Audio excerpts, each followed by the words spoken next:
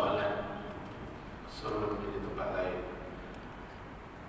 Apabila solat Jumaat dah penuh, masjid dah penuh dah, KJK yang tukang jaga dah suruh balik dah, balik penuh, balik. Ada orang dia solat di rumah, pagar dah kunci dah, pagar kunci, tapi member ni tak puas hati. Dia dah semua nak datang, suruh balik pula Jumaat. Dia pun sembahyang dekat luar pagar, sembahyang dekat luar pagar. Dan ini berlaku. Memang kita nampak pun bukan di maksudnya kita di Johor pun berlaku juga. Bukan di KL aja dulu kita tengok. Semuanya maksudnya berlaku, memang berlaku. Apakah hukum solat itu? Apakah hukum solat Jumaat itu? Yang solat di luar pagar itu, solat di luar pagar. Ya tuan-tuan, pertama, apa hukum orang yang solat itu pada diri orang yang disuruh balik? Orang yang disuruh balik itu apa hukumnya untuk Jumaat itu? Apabila dah penuh masjid mengikut kapasiti 1/3 daripada keluasan masjid yang ditentukan oleh dalam SOP dan telah ditentukan difatwakan oleh mufti, dan bila dah penuh, ada jadwal masa masjid ataupun pegawai masjid suruh yang datang balik. Bila saja suruh balik saja, maksudnya orang itu tidak lagi berkewajipan untuk solat Jumaat, sebab dah tak ada ruang lagi untuk dia solat. Maka kewajipannya gugur. Kewajipan solat Jumaat itu gugur. Sebab apa? Dia dah sampai, dah beratur, tiba-tiba penuh dah. Maka diarahkan supaya keluar atau tak boleh masuk. Maka gugurlah kewajipan solat Jumaat. Bila dah gugur tu maksudnya dah tak wajib. Dah tak wajib, dah tak perlu Jumaat lagi lah. Dan tak boleh masuk pun, tak boleh masuk. Gugurnya itu, kewajipan itu sebab tak ada ruang untuk kita solat. Maka ketika itu solat zuhur sajalah. Cuma solat zuhurnya itu hendaklah selesai saja solat Jumaat di masjid. Kalau ada surau yang nak buat yang surau bukan Jumaat, yang surau tidak diberikan Jumaat lagi, kalau dia nak buat solat berjemaah zuhur pun boleh, tapi selepas solat Jumaat di masjid selesai. Dia pergilah ke surau mana-mana surau supaya zuhur berjemaah. Tapi syaratnya selepas selesai solat Jumaat di masjid. Dia berbeza ketika 12 orang yang wajib solat di solat Jumaat, berbeza dengan 40 orang yang wajib solat Jumaat. Ini siapa yang tak wajib terus boleh solat dah, sebab memang dah gugur automatik. Kewajipannya dah gugur automatik.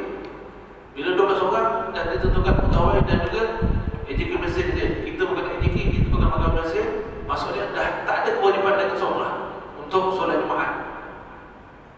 Dah tak ada kewajipan langsung untuk solat Jumaat. Jadi boleh terus solat zuhur di rumah, walaupun sahih serentak dengan solat Jumaat di masjid. 40 orang pun sama, pegawai masjid, AJK masjid, dan orang-orang yang telah ditentukan dan diberitahu oleh pegawai masjid dan ataupun jawatan kuasa masjid. Maka siapa yang tak dipanggil, tak termasuk 40 orang tu, memang tak wajib terus dah. Masuk Jumaat dia memang tak wajib terus solat Jumaat. Gugur terus kewajipan dia, solat zuhur terus. Berbeza sekarang 1/3 bersedih, sebab tak tahu siapa yang tak wajib, belum tahu lagi. Belum tahu lagi. Bila dah sampai baru tahu dia dah berbeza. Dia dah berbeza dah. Maka sebab itu bila begitu sampai dia tak boleh zuhur, tak boleh Jumaat, solat zuhur lah di rumah atau di surau. Tapi selepas solat Jumaat selesai di masjid, member ni tak tak puas hati bila dia tak bagi. Tak kira dia kata. Aku solat juga, dia petangnya sejadah luar pokok. Sedangkan dia cakap dah, awak tak boleh Jumaat. Maksudnya dia tak wajib. Dia tak berhenti. Nampak juga dia kata masjid sembahyang 2 rakaat. Bila begitu, maka hukumnya sah atau tidak. Tuan-tuan, sekarang imam di dalam masjid atau di dalam bangunan masjid, makmum di luar bangunan masjid yang terputus safnya. Bila terputus safnya dan dia berada di luar masjid 300 hasta, maka tidak sah solat Jumaatnya. Jadi tak payahlah nak ngada-ngada solat juga, tak sah. Nun jauh di sana tu. Tuan-tuan, dah tak boleh solat Jumaat, solat zuhur aja dah lah. Tapi dapat tak pahala. Dan nama tak wajib. Dan gugur kewajiban. Memang dah tak boleh masuk pun. Tetap dapat pahala, jangan bimbang. Tapi tadi memang dah berusaha untuk Jumaat. Bukan datang pukul 1.20. Bukan datang pukul 1 tengah hari. Pagi tadi pukul 12 duduk relax kata-kata aja makan durian. Bila dah ni pukul 1 pun dah kalang-kabut sampai dah penuh. Dah penuh lah.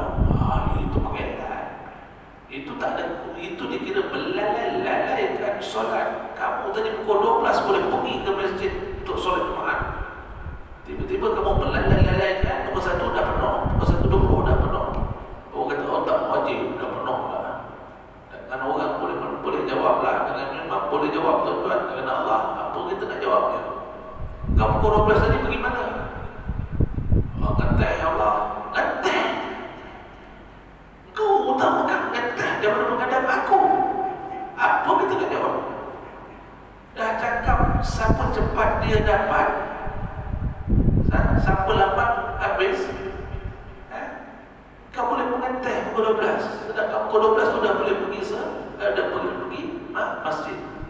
Orang yang terlambat tu orang yang ada keuzuran saja. Maksudnya dia kerja pukul 12.30 baru kerja kilat, boleh keluar sampai sini betul-betul penuh.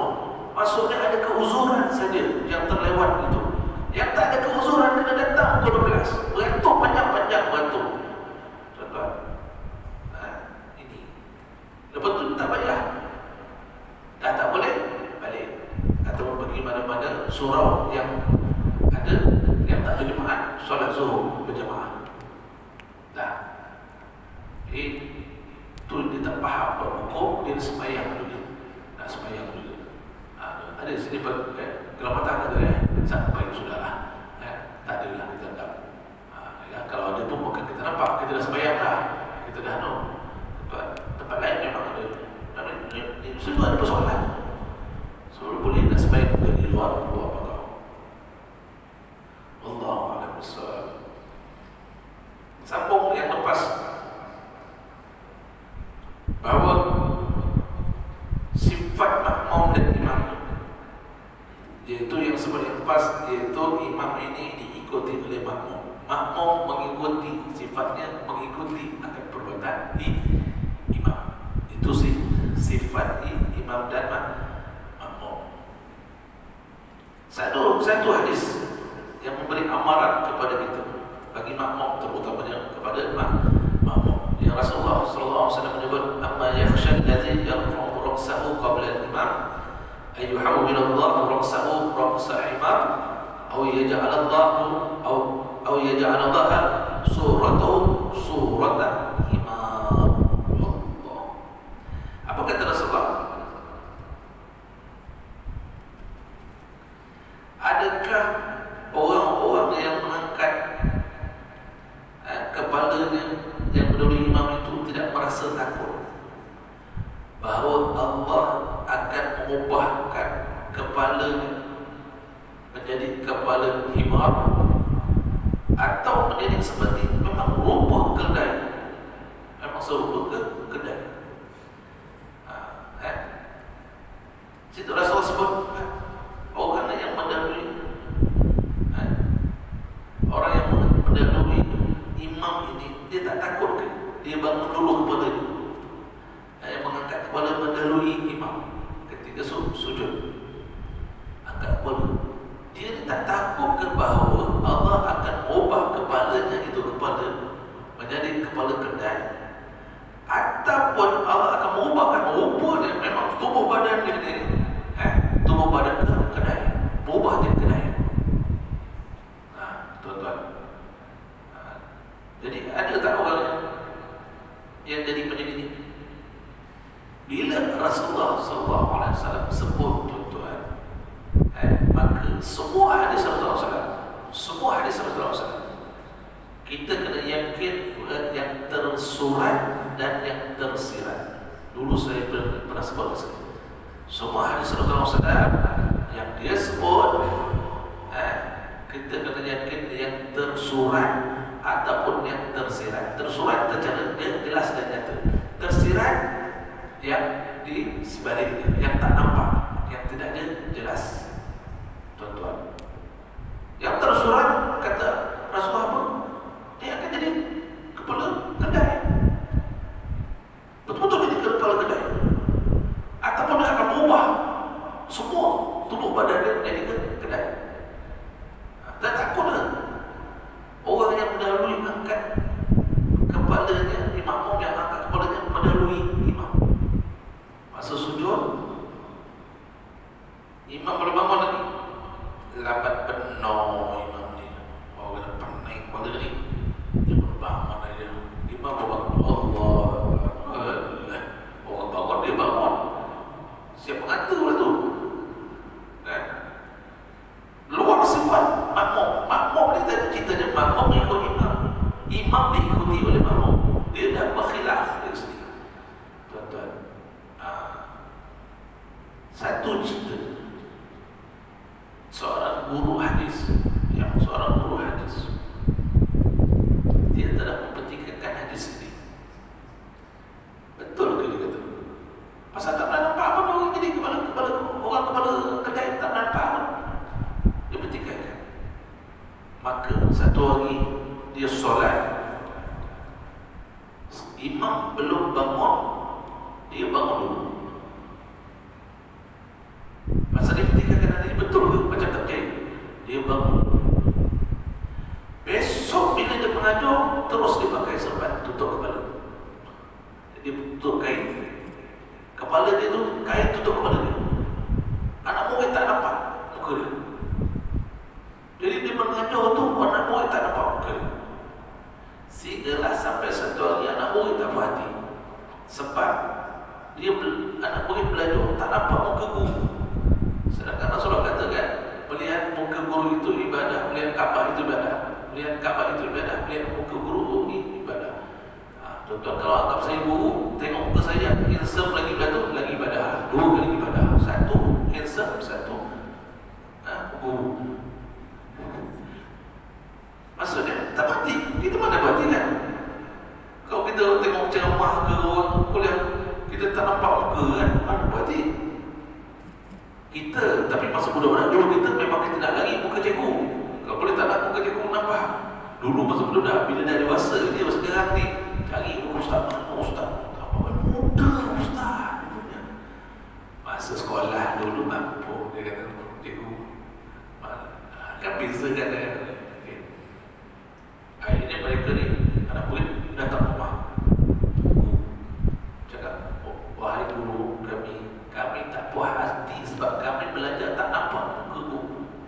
Macam mana kami nak rasa puas hati tak nampak muka? Kami minta Tuan Guru tolong bukalah, kami nak tengok muka Tuan Guru ni, Tuan Guru kami. Bila dipujuk, akhirnya dibuka. Bila dia buka saja, terperanjat semua anak murid ni. Sebab apa? Dia tengok rupanya selama ni dia belajar dengan kedai rupanya. Guru tu kepalanya kepala kedai. Kepala kedai. Baru dia beritahu, aku sebenarnya telah mempertikaikan hadis Rasulullah SAW yang Rasulullah SAW menyebut, "Ma yakhsha allazi yarfa'u ra'sahu." Mereka ni sekali tak takut ke kepalanya akan berubah. Mengangkat dulu daripada imam, aku berubah jadi kedai. Kata Rasulullah, aku terpikirkan hadis ini dan aku buat, aku try buat. Rupanya betul apa yang diucapkan oleh Rasulullah SAW. Berubah terus kepala aku dengan kepala kedai. Maka bermula dari itu aku sentiasa tutup kepala aku. Tuan-tuan, itu kepala. Sedangkan Rasulullah kata mungkin kepala ataupun toko habis semua. Sebiji kedai terus. Tuan-tuan, jadi kalau tuan-tuan tak puas hati juga apa yang saya kata tadi, betul ke cerita tadi tu macam bohong ni, ustaz ni pandai juga nak buat cerita, buat alah saja lah tu. Isyak nanti silakan buat. Kalau saya jadi imam, saya belum angkat kepala, tuan-tuan silakan buat. Jadi kita boleh jadi, kalau betul jadi, maksudnya saya boleh cerita lagi kuat, lagi sedap saya bercerita lepas tu. Sebab apa? Dah ada contoh betul-betul dah. Dekat gelap patah 5 orang saya boleh cerita. Kalau tak puas hati dengan saya cerita tadi, tuan-tuan, tapi sebab ini hadis salah salah. Bukan mau ke hadis palsu ke tidak. Sebab itu yang tersurat. Itu yang tersurat memang terjadi. Apa yang tersirat? Yang tersirat yang mungkin apa sifat kedai. Sifat kedai ni dalam orang Melayu, pepatah Melayu kata bodoh macam bagal. Maksudnya kedai kita orang Melayu kata juga bodoh macam bagal. Kadang-kadang kalau bodoh sangat tu dipanggil bagal. Nak menunjukkan bodoh sangat dah orang tu, tuan-tuan. Dan sifat kedai memang bodoh, tuan-tuan. Kedai ni tak macam binatang lain. Letak dekat luar tu tak banyak ikan, tak bergerak dia sampai besok pagi. Bodoh dia. Binatang lain kalau tak ada ikan, dah habis dah, pusing ke kampung dah. Dia tak lihat. Tuan-tuan. Dan kedai ini yang binatang yang paling hina di sisi Allah Subhanahu Wa Taala. Sebab apa? Sebab dialah binatang yang mengangkat bahan bakaran Nabi Ibrahim AS untuk dibakar Nabi Ibrahim AS. Hanya satu binatang saja yang bawa bahan bakaran itu, iaitu kedai. Semua letak unta, tak bergerak. Tak bergerak. Kedai dia yang bawa. Sebab itu Allah hina kedai ini sampai disebut oleh Allah, ahli neraka itu suaranya seperti kedai. Kasautin hamidun, seperti suara kedai. Ahli neraka itu seperti suara kedai. Tahu suara kedai macam mana, tuan-tuan? Kita ni jarang dengar kedai kan. Kedai pun jarang nampak. Kata dengar suara. Dia kalau dia diri memang bunyi ni. Wa'izbillah bizalim. Wa'izbillah bizalim. Dia kuat lah. Kuat kalau dia suara tu pada diri. Itulah seperti suara ahli neraka. Ini Allah sebut dalam Quran, tuan-tuan. Hina Allah, hina dia kepada kedai. Jadi maksudnya yang tersirat itu patutlah degil benar nak dicakap. Rupanya lebih kuat kedai bagal itu. Dan dia tak pandai itu. Itu yang tersirat itu, tuan-tuan. Jadi kalau mungkin tersurat ataupun tersirat, tak try juga, mungkin dapat yang tersirat, silakan juga masa solat isyak ini. So itu orang nasihat tak masuk nasihat, tak masuk buat tahu je. Belajar pun payah, belajar payahnya, belajar Quran pun payah. Kenapa lah? Rupanya masa sembahyang sentiasa mendahului imam. Tuan-tuan, so itu jangan mendahului imam. Ini maksudnya Rasulullah sebut dalam sujud, bukan sujud saja sebenarnya. Bukan sujud saja, semuanya tidak boleh mendahului imam. Kalau dalam fiqh sengaja terus batal. Kalau tidak sengaja jadi makruh. Tuan-tuan, nah ceritanya kita ini sentiasa melawan kepada ketua, sentiasa khilaf saja, sentiasa bersalah melihat saja dengan apa yang ketua buat. Itu disebut sempurna imam baru kita buat. Jangan terkecoh imam. Selalu orang solat dia nak kecoh imam. Kenapa tak tahu? Orang suruh ikut imam, bukan kejar imam tu. Bukan kejar imam. Ini depan tak. Allah terus bangun. Tu cepat dia. Imam sempurna rukun baru kita bergerak. Kenapa kita kejar imam? Imam sempurna baru kita bergerak. Situ saya pun makruh. Saya Allahu Akbar, sami Allahu liman hamidah, Allahu Akbar. Saya pun makruh. Sebab makmum ni tugas dia ikut, bukan bersaing. Nama ikut apa? Kalau berjalan duduk belakang. Kalau saya sama begini, jalan. Tuan-tuan. Jadi kita makmum ikut, duduk belakang. Mana dia pergi? Kita pergi. Ada apa? Tu kalau berjalan. Solat begitu. Solat begitu. Dah sempurna baru kita buat. Nak kecoh imam. Kenapa kecoh tak faham je? Kenapa kecoh? Tuan-tuan. Jadi tenangkan hati. Tenangkan hati. Orang yang begini biasanya dia gundah gelisah. Dia rasa tak sabar. Jadi bila imam gerak aja, Allahu Akbar, dia terus. Dia rasa macam tak sabar je. Tuan-tuan. Sebab itu yang lepas dah sebut, macam mana nak melihat pergerakan imam. Orang yang belakang imam melihat imam. Orang yang belakang imam melihat imam. Siapa yang belakang imam? Yang belakang imam betul melihat imam. Orang yang di belakang saf yang pertama melihat orang yang di depan saf yang pertama. Maksudnya orang yang saf kedua melihat saf yang pertama. Sebab orang saf pertama ni nampak imam betul.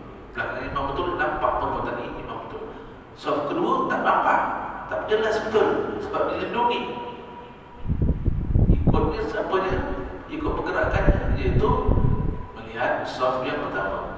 Orang yang saf ketiga melihat orang saf yang kedua. Orang saf keempat melihat orang saf ketiga. Begitulah seterusnya. Kiri dan kanan pula. Macam kiri dan kanan. Kiri dan kanan, orang yang sebelah kanan imam melihat orang yang sebelah kiri dia. Ni orang sebelah kanan imam, maksudnya sebelah kanan. Jadi kalau dia berdiri begini, kalau dia begini maksudnya sebelah kiri dia. Dia ada rasa. Sebab itu suruh bersentuh. Dia ada rasa. Oh, orang dah bergerak. Orang yang sebelah kiri imam melihat orang yang di kanannya. Orang yang sebelah sini lihat orang yang kanan.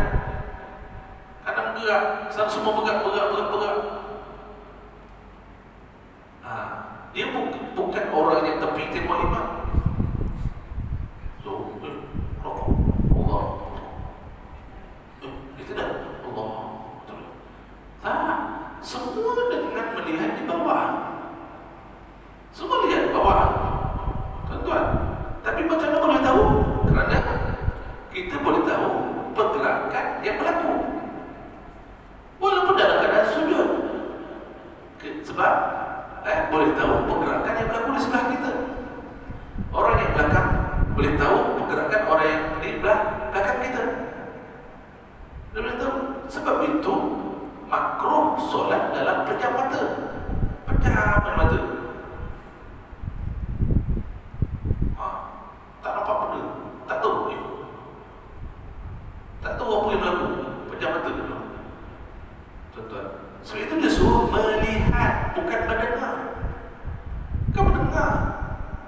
Cara mengikut imam bukan mendengar. Melihat. Tuan-tuan. Nak tahu perbuatan imam itu melihat, bukan mendengar.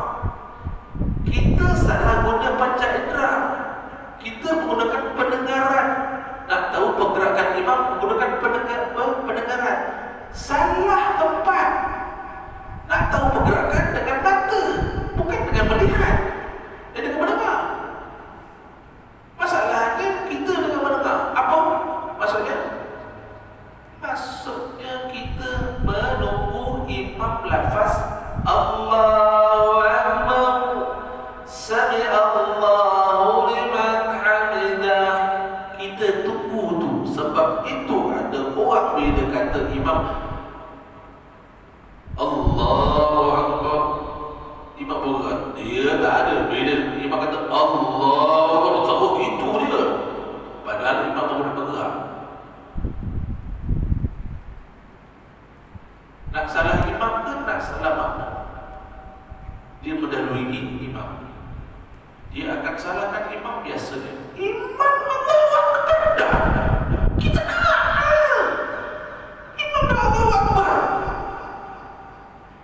Prosedur SOP solat jamaah bukan kata tahu pergerakan imam itu dengan pendengaran. Tak cakap. Fiqah tak cakap gitu. Cari mana-mana kitab fiqah. Nak tahu pergerakan imam dengan mata ataupun dengan dengar. Tuan-tuan, semua akan kata macam saya kata tadi. Orang yang belakang imam melihat orang yang melihat imam, pergerakan imam. Tuan-tuan, orang yang belakang soft yang belakang melihat soft yang di depan. Sebab itu akhirnya kita yang salah bukan imam. Dan nama tadi kan hadis yang lepas kata fa iza kabbara wa iza kabbara fakabbiru. Bila dia takbir itu memang rukun lafaz ataupun rukun qauli. Memang kena dengar lah. Itu berrukun qauli, lafaznya saja lafaz. Tuan-tuan, Allahu Akbar, betul lah tu, dengar lah tu. Itu memang lah. Bila rukun perbuatan, wa iza sajjada fasajjadu, wa iza sajjada fasjudu, wa iza sajjada fasjudu. Bila dia sujud, maka sujudlah kamu. Bila dia nampak imam tu dah sujud betul, baru kita sujud. Tak cakap bila imam takbir sujud baru kita sujud. Rasulullah cakap begitu. Rasulullah cakap wa iza kabbara lisujudi fasjudu. Tak ada. Apabila kamu dengar imam takbir untuk sujud, maka sujudlah kamu. Rasulullah cakap begitu. Rasulullah kata wa iza sajada fasjud. Bila sujud, sujudlah kamu. Maksudnya dengan melihat. Kita salah dengan mendengar. Allahu Akbar menodong terus. Itu yang salah. Salahnya perbuatan belum tentu betul lagi. Akhirnya kita rupanya kadang-kadang mendahului, kadang-kadang saing dengan imam. Sebab ada memang jenis imam, dia jenis apa? Takbir intiqal, takbir yang mengiringi rukun itu tak sama dengan perbuatannya. Macam saya kata tadi, nak rokok, dia nak rokok. Allahu Akbar, baru dia rokok. Member belakang dah nama Allahu Akbar je. Itu yang untung yang ada mubah. Ada yang Allah yang dah rokok pun ada. Yang ada mubah itu masih untung lagi. Tuan-tuan, ada lagi dengan Allah dia terus bergerak. Agak-agak berbeza. Yang di belakang khabar dia dulu yang tuntun rokok. Rupanya imam ni dia slow and slowly. Sami Allahu liman hamidah. Baru mengangkat dulu ni. Member belakang pelecu. Tuan-tuan, ada jadi imam itu rokok dengan iktidal. Belum lagi sujud. Belum sujud lagi. Sujud dia begini. Allah Baru dia baru duduk istirahat boleh. Baik lagi kita makmum bangun, imam pun dah gerak. Apa cerita? Tuan-tuan, sebab kita mendengar, kita tidak melihat. Kita tidak melihat, kita mendengar.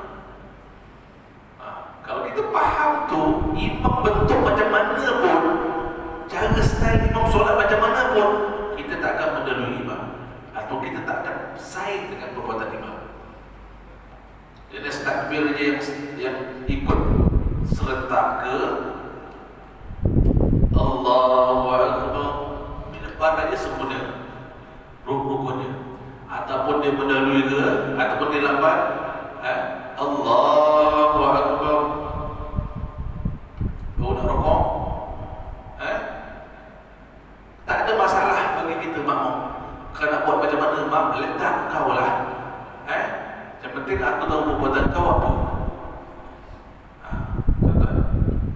Tapi oleh kerana kita silap teknik, kita sentiasa mendahului, atau kita kadang-kadang saing bersama dengan imam. Tuan-tuan, saya tak tahu dia kata. Sebab itu kesan solat di dalam diri kita itu, tuan-tuan, bila keluar daripada solat, dia akan terkesan dengan apa yang kita buat di dalam solat. Bukan kata kita kata salah imam salah. Tak ada, imam tak ada salah. Imam tak buat salah. Imam tidak akan menanggung kesalahan makmum yang jahil. Banyak kali saya sebut, imam tidak menanggung kesalahan makmum yang jahil. Cara imam dia nak buat cara macam mana, itu cara dia.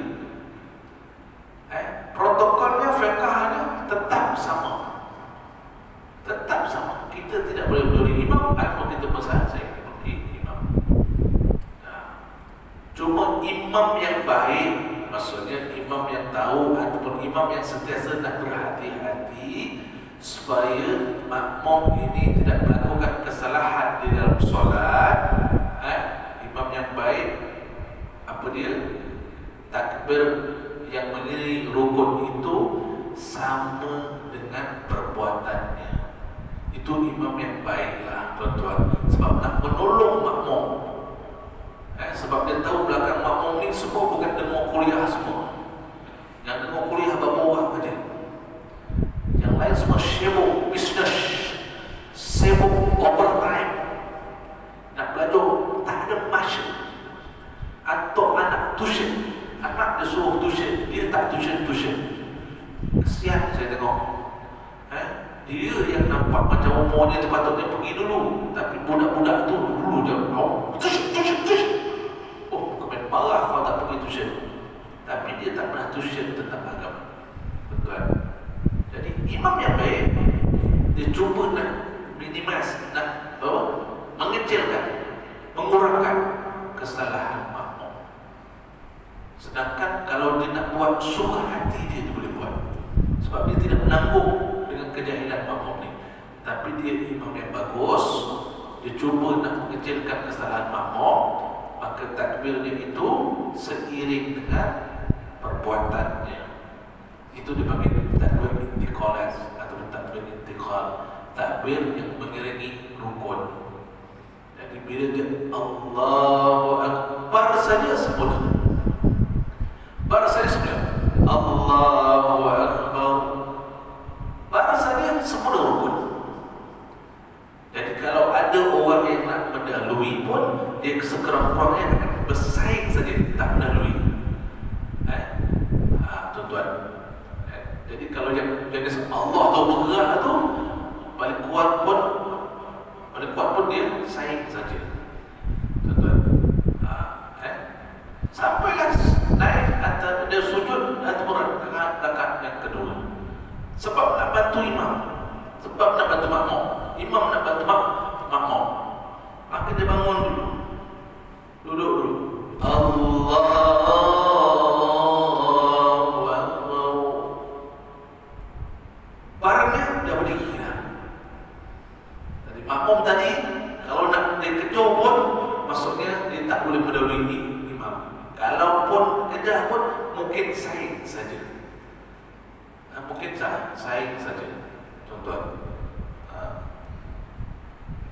Sebab itu imam bila bangun pun disuruh tunggu dulu makmum ni. Macam tuan-tuan, imam kena slow and slowly. Jadi kita pun dah tahu dah, kita pun slow and slowly. Ada imam yang gelojong, makmum pun akan gelojong dulu. So itu nak baca Fatihah, imam kena tunggu makmum tinggi sebenarnya. Afdal sunnahnya begitu. Semua makmum dah berdiri, yang kadar yang sederhana, bukan yang kena lembab terus tu tak boleh kedua. Itu tak boleh tunggu. Yang memang slow and slowly tu tak boleh. Bukan kata Pak Yunus, bukan. Aduh Ustaz, tentang aku dah sakit, aku lambat dengan aku. Tak, itu dah terkeluar daripada bab ni. Ni maksudnya orang biasa. Maksudnya memang kadar tu bangun tu kadar orang sihat sah. Jadi kita tunggu untuk dia bangun. Baru kita Bismillahirrahmanirrahim. Baru mula Fatihah. Tuan, sebab ada orang duduk istirahat dah macam duduk antara dua sudut, duduk antara dua sudut. Lama dia. Orang pada istirahat tu sekejap je.